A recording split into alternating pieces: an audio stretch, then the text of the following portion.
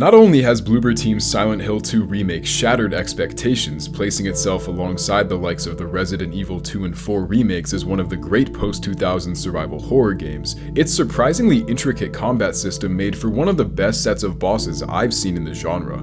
As James, Leon Kennedy, Isaac Clarke Sunderland, guilt-stricken widow to long-dead wife Mary, you journey through the horrifying ghost town of Silent Hill, facing a wide variety of monsters, some human, some alien, and some pyramid? Silent Hill 2 Remake is my easy shoe-in for the current game of the year, and I'm very excited to cover its bosses. As always, thank you to our patrons for continuing to support us, and with that said, let's get into the ranking.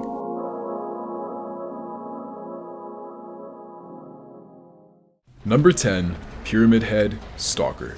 This and the next two I was on the fence over even including, so I'm not going to go too hard on any of them. Stalker Pyramid Head shows up for what should really be no more than a 15-second heart rate check in the desolate area of the labyrinth. Unlike more combat-oriented stalkers like Mr. X or Jack Baker, it's pretty clear that Pyramid Head isn't meant to be engaged with beyond following James to his inner sanctum.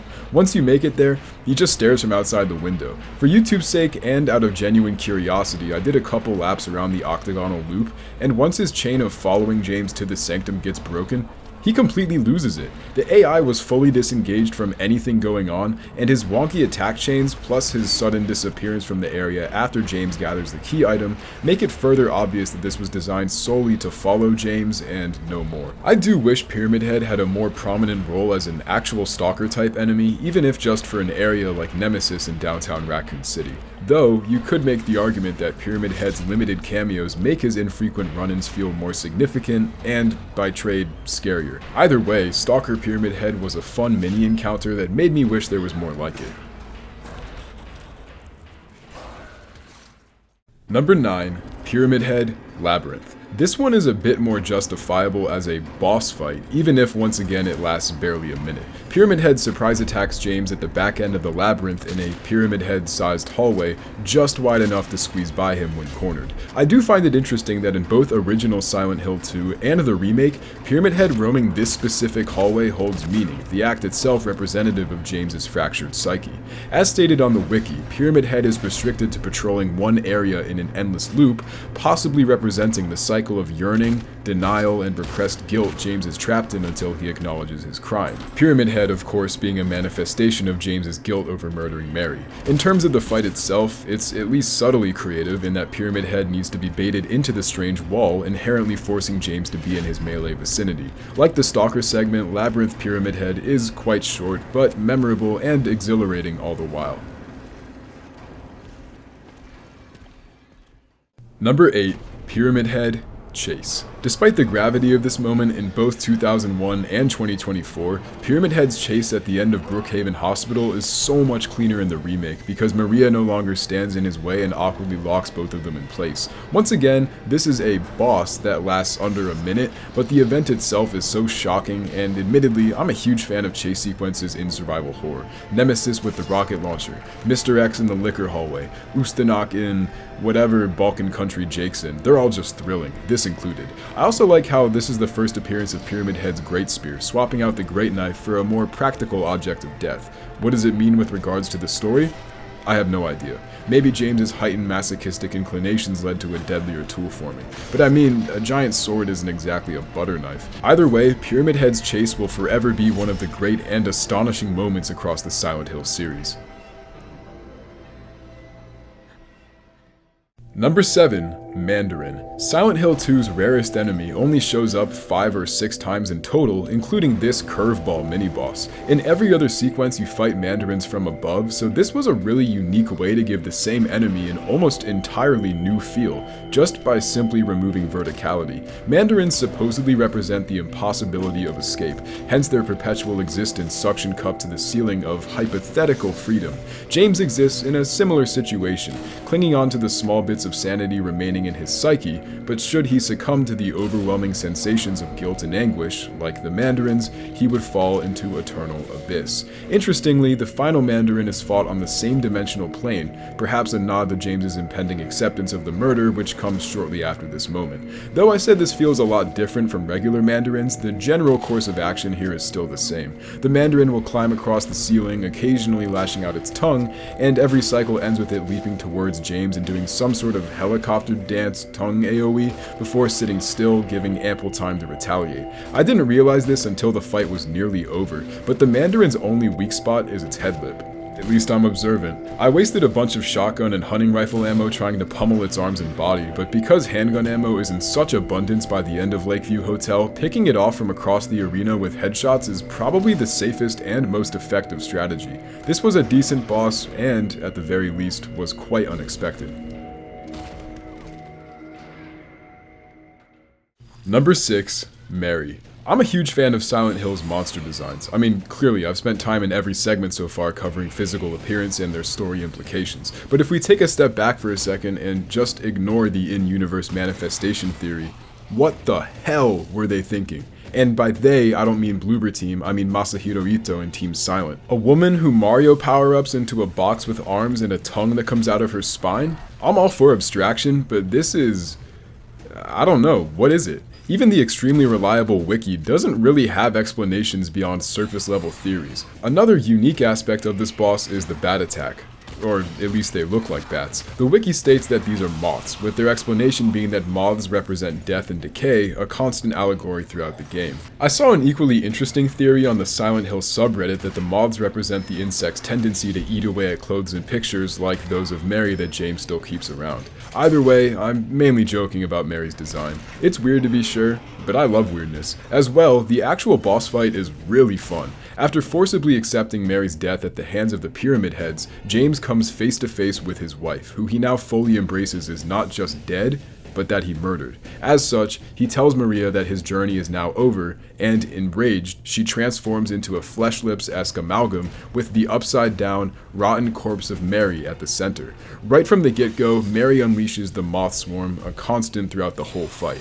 Luckily, they move so slowly and work similar to Jimmy the Great's third phase from Cuphead or Kraid from Super Metroid, locking in and firing where you were when within its range, rather than your actual current position. As such, you can essentially ignore these, especially with Mary's constant teleportation that forces movement on your part.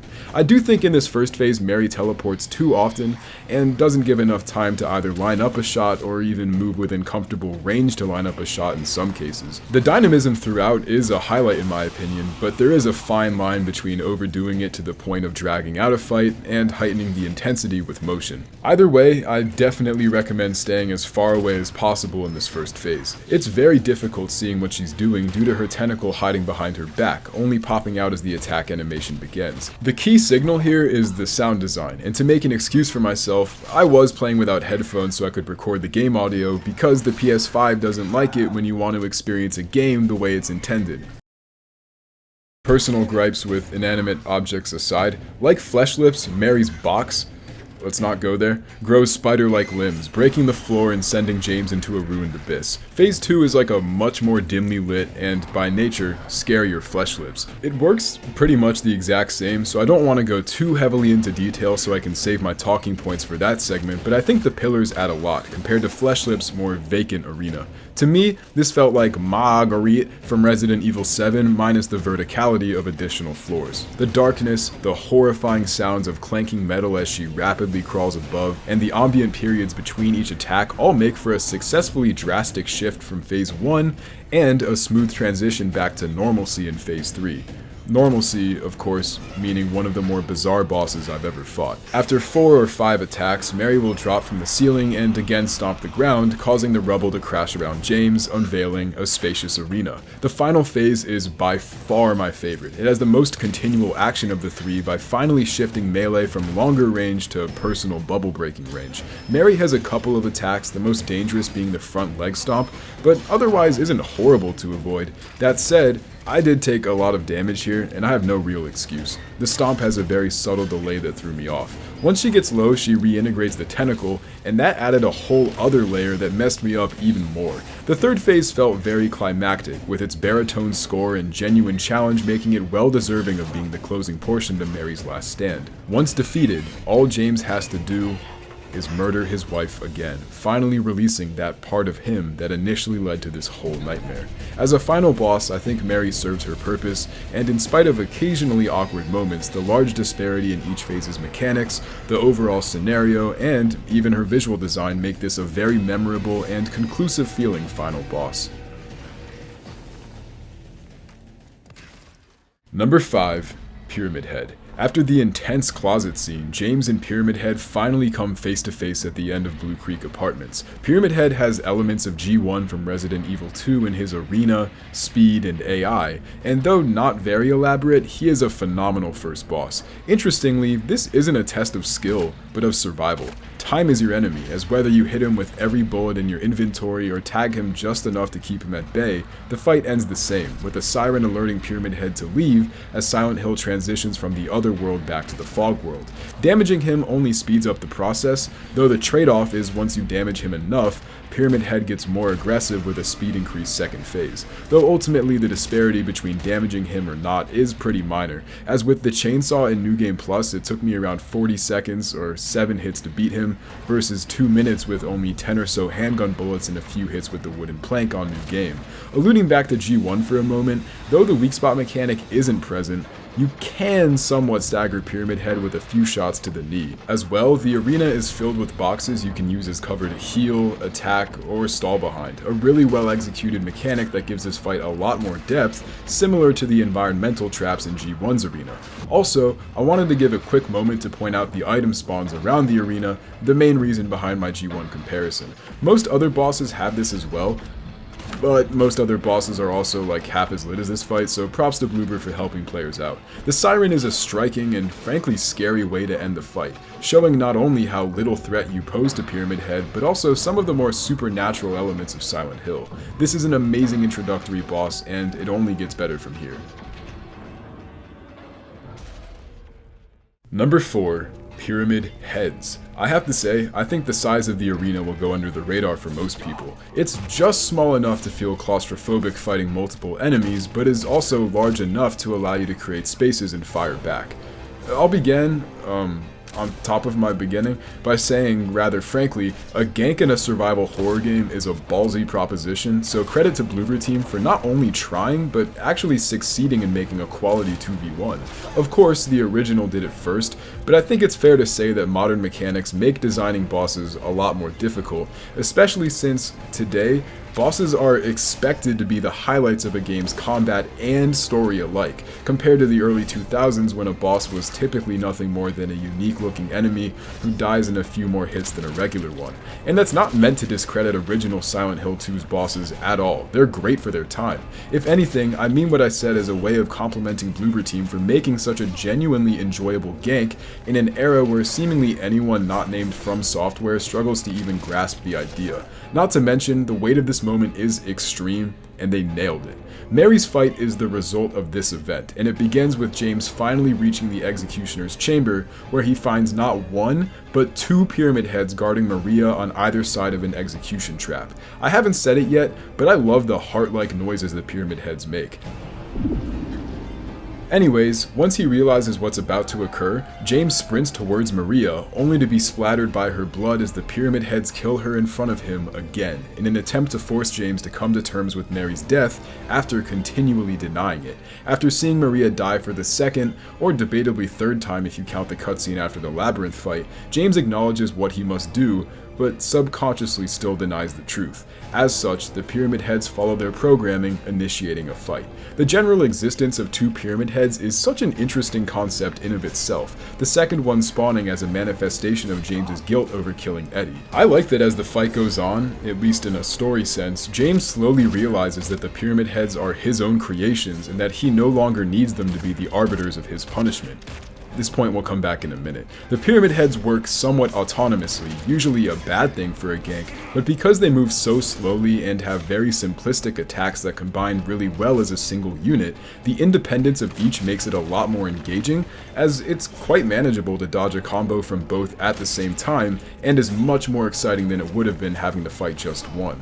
Of course, Pyramid Head's design is amazing, and the relentlessness of them, so much so that staggering one is more of a surprise than it isn't, makes this fight feel so truly horrifying. It's like fighting two Mr. X's. By forcing James to literally fight back against his suppressed, subconscious desire to face punishment, the Pyramid Heads fulfill their purpose, and kill themselves, ramming their heads through their great spears, marking a true point of finality in James's acceptance of his past. It's an incredibly powerful moment and an equally great boss, and though this is only number 4, I'd say the Pyramid Heads are one of my favorite survival horror fights ever. Number 3, Eddie Dombrowski. Eddie is the scariest looking character in Silent Hill 2 to me, and though I think his argument on physical appearance predetermining others' opinions holds a lot of merit, it's hard to feel sorry for him retroactively once he reveals his whole story. From the onset, it's evident something is not right with him, and with each passing interaction, Eddie grows slowly more deranged, first noticeable when he gets approached by James after killing one of his bullies, attempting to justify the murder by claiming he made fun of him with his eyes. Right after that interaction, James enters Eddie's other world, a cold, gritty, dark meat locker. Here, he confronts Eddie again, causing him to snap, with the tension peaking as Eddie repeatedly shoots a body and threatens James in a manic fit of rage. James then sucker punches Eddie, who flees into the meat locker, initiating the fight. I'm really happy Bloober scrapped the first phase from the original, replacing it with the cutscene. It's one of the most pivotal moments in the late game, and would have felt a bit unnecessary, even unrealistic, as a random gunfight in a room before another, even longer gunfight. So, not only is Eddie visually unnerving, without a doubt this was the scariest boss I've ever fought.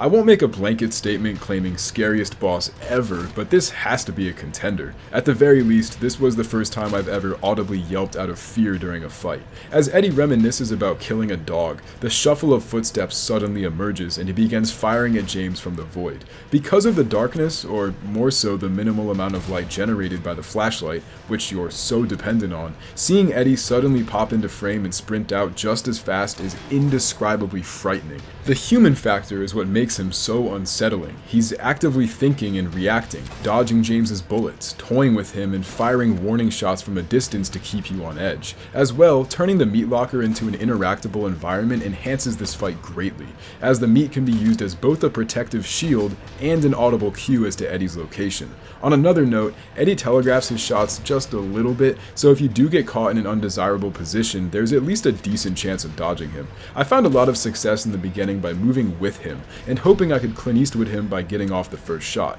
but with the beginning of Phase 2, this stops working.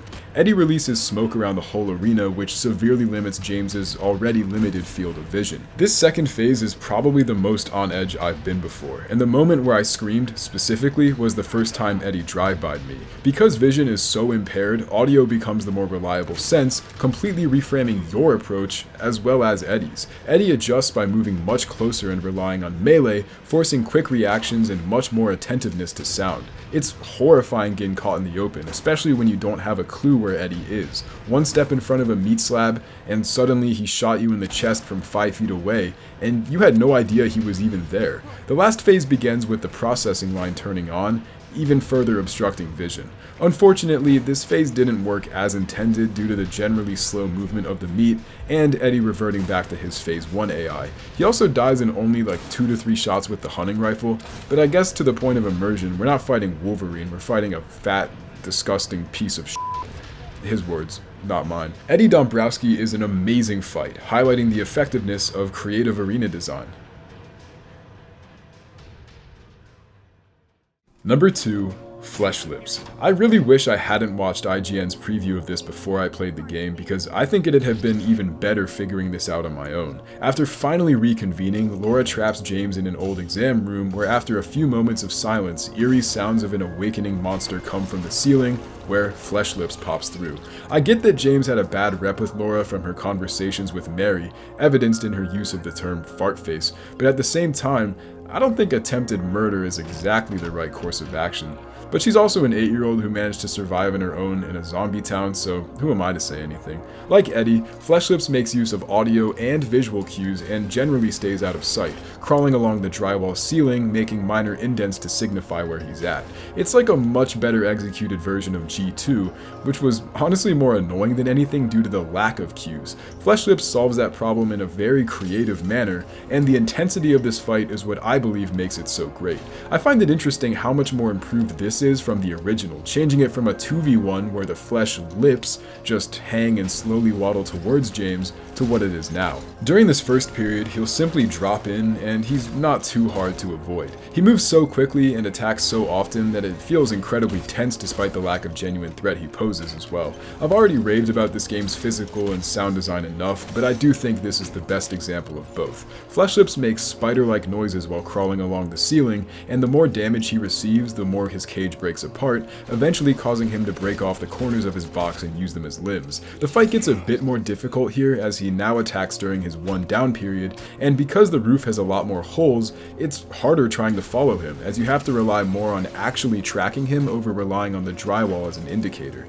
As he gains his first arm, and soon after his second, he begins to hang for longer periods. For the coolness factor, I tried to use the steel pipe, and though it didn't really work as intended, I whittled him down just enough to initiate the final phase. Fleshlips breaks out another pair of limbs and drops to the floor, turning into an arachnid, minus half the legs, sprinting across the arena and dangerously lashing out his sharp, metallic appendages. Fleshlips moves a lot slower in this phase, but occasionally does a cool move where he climbs back into the ceiling and drops in from a random spot, sprinting towards you.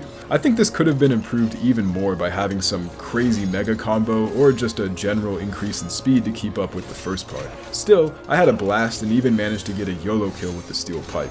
Insistence. Fleshlips is a great boss that once again shows Bloober Team weren't afraid to take the unusual route. Number 1. Abstract Daddy. As a massive fan of survival horror, this may well be the best boss I've fought in the genre. The Abstract Daddy is the manifestation of Angela's trauma, resulting from sexual abuse suffered from her father and brother.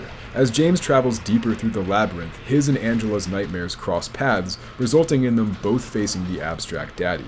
The interesting part of this, to me, is that what we see is through the lens of James's psyche, so Angela's Abstract Daddy is totally different. I also really appreciate that Bloober Team removed the Abstract Daddy enemies in Lakeview Hotel that were present in the original game. Having this be the lone manifestation, similar to Fleshlips, makes enemy multiplication, like what happens with Pyramid Head, a lot more meaningful. The Abstract Daddy himself is 2 beings, presumably Angela's father and brother, intertwined in a sexual position over a bed frame, trapped by having their skin welded together. To James, it appears to be an allusion to Mary's terminally bedridden state, but what I left this fight wondering was what the hell Angela possibly could have seen. Original creature designer Masahiro Ito purposefully left out Angela's interpretation, but did state that he felt it would be much more disturbing. But what makes Abstract Daddy as a boss so good? Let's dive in. The fight begins with Abstract Daddy surprising James and immediately cornering him in a hallway. I don't mean to keep making references to other bosses, but this once again is a very G1-esque fight, with its atypical arena and lots of ammo spawns. This style of boss is probably my favorite in the genre, especially because the winding arena design makes it feel so much more immersive compared to the generic, empty square. Once James damages Abstract Daddy enough, he'll scream and disappear, the first of a couple instances of the fight resetting. I'd recommend scrounging the room for health drinks or ammo drops afterwards, because Abstract Daddy has by far the most health of any boss. Running out of ammo is almost guaranteed, so make sure it's the shotgun or hunting rifle you empty and not the handgun. As James follows Angela deeper into her nightmare, the screams and quakes caused by Abstract Daddy's rage create such incredible tension. Eventually you'll come across a talking TV, which if you break, causes him to reappear. This segment, compared to the very well-lit first phase, is a lot scarier due to the darkness. But honestly, Abstract Daddy doesn't offer that much in terms of combat, as his one move is the grab, only rarely supplemented by the sprint. It's still a lot harder to fight in complete darkness though. The next few minutes after this phase is a horrifying trek through Angela's nightmare, where the building collapses behind you as the ever-looming presence of Abstract Daddy makes himself known. Eventually, however, you'll make it back to a larger room where he, again, re-emerges. The background ambiance of this sequence is top-notch, though I do think the more expansive arena makes Abstract Daddy a lot easier. I tended to use the shotgun here, and it was frankly disgusting seeing the thing turn increasingly blotched as I pummeled it with bullets. Soon enough, however, James ends Angela's nightmare with a steel pipe, might I add, killing the Abstract Daddy and finishing off what could possibly be one of the greatest horror game bosses of all time.